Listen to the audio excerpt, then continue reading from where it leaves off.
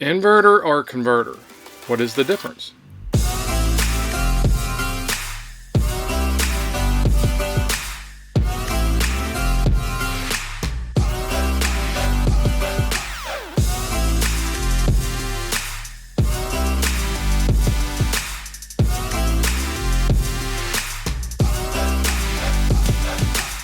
Hiyo, and welcome back to Imagine Your Odyssey. I am Jason, and today I wanted to talk about the difference between an inverter and a converter. So some of you may have both in your RV, some of you may only have one of the other, but nevertheless, I wanted to explain to you what an inverter is and what a converter is and what they kind of do. So going into that, let's talk about the converter first, because everybody in every RV should have a converter. What the converter does is that it changes over the electricity that you use from shore power. That's just like the electricity you have in your house. And when you plug up your camper or your RV into shore power, that's the 110 volt, it converts that into 12 volts so that it can charge your battery. Now in mine will actually charge the battery, and then from the battery it'll run things in the RV that are 12 volt. What the 12 volt things are inside of my RV are things like my lights and the water pump and anything else that uses 12 volts. Now with that being said, 12 volt system will run other things in your RV, but it doesn't necessarily make them operate. Things like your refrigerator or your water heater. Now some of the newer RVs today have refrigerators that will run off a 12 volt system, but in my case I do not. But the 12 volt system does come into play, and we'll talk about that in just a minute. But before we start talking about that, I wanted to talk about your power distribution panel. The power distribution panel is where your breakers are, and there's little fuses in there. The reason for that is if you look on the side with the fuses are for the 12 volt side, just like your car. If you've ever been in your vehicle before and you've ever had issues like your horn wouldn't work, or your radio wouldn't turn on, or any of those type of things, and you went in and you found that you had a fuse blown, that's because the fuse has protected something on the 12 volt side. So your power distribution panel is no different. If you go in there and you look, you'll see little fuses in there just like you have in a vehicle. On the other side of your power distribution panel, you'll have breakers. Those breakers are like the breakers in your house, and they're there for the same reason. As you have your shore power, your 110 volt, kind of like your house coming in, and you have any issues in your RV, those breakers are tripped, telling you that there is something wrong. Or in my case, I've had breakers tripped because I just turned too many things on at one time.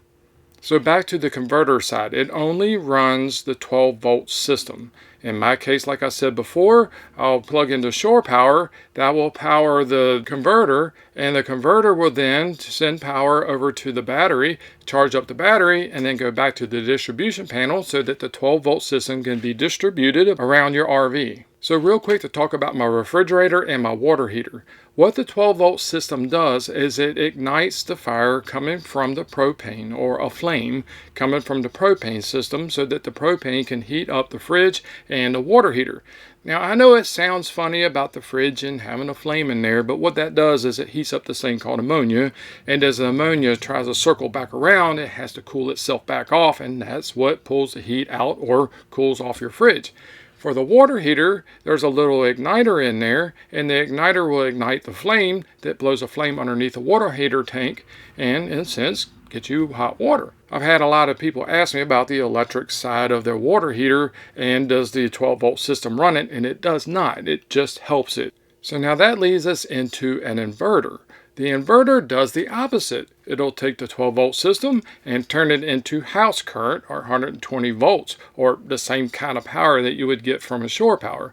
So if you're somewhere out where you don't have shore power to plug into, then you can use an inverter to create 110 volts to run things like your refrigerator if you want to use electric side, or any of the power outlets that's inside of your RV. It's the same kind of electricity. Now for me, I have a small inverter, so I have it to where I can clip it onto the battery so that I can run things from an extension cord off of it. I can't run everything. I can't run the water heater on electric like that. I can't run my fridge on electric like that, but I can run appliances, like if I wanted to make a pot of coffee off of electric, or if I wanted to run my computer and charge it up or something like that. I can run off of it like that. Now with that being said, I want to take you outside and show you my inverter and kind of how I use it, and explain a little bit more about the inverter, how I connect it, and what kind of things that I can do with it. I'll also take a lamp out there and I'll plug it in and I'll kind of show you how all that works. So let's head out there and go take a look at that system. Alright, before getting into talking about the actual inverter itself and showing you that, I wanted to show you where I've connected it to the battery and how I did it. I actually took 2 cables and put some clamps on it so that I can connect it to my battery in order to power the inverter itself. On the back side of the inverter is the cables that run to the battery. Once I have the inverter connected to the battery, I could turn the power switch on and it'll start making power like your house has, 120 volt, so that you can plug things into it. As you can see here, I have a lamp plugged to it so that I can show you for demonstration purposes. So here's where my cables come in, which is connected to the battery itself. Now I'm going to go to my inverter and I'm going to turn it on. Now it's starting to produce that power that I need in order to run a lamp. So I'm going to take my lamp, I'm going to plug my lamp in, and as you can see here, boom, now I have electrical power just like you would have in your house if you wanted to hook up a lamp. So that pretty much sums up the difference between an inverter and a converter.